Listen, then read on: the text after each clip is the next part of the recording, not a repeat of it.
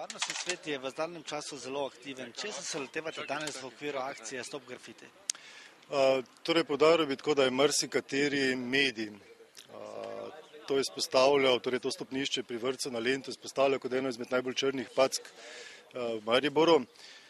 Nenazadnje se pa bliža tudi en izmed večjih dogodkov v Mariboru, to je začetek festivala Lent, in zato smo se v okviru varnostnega sosveta odločili, torej, da to packo saniramo. K sodelovanju smo povabili torej podjetje Nigrad, delniško družbo, ki se je odzvala s sanacijo, torej z betonskimi deli, in pa srednjo gradbeno šolo, ki ravnokar izvaja pleskarska dela.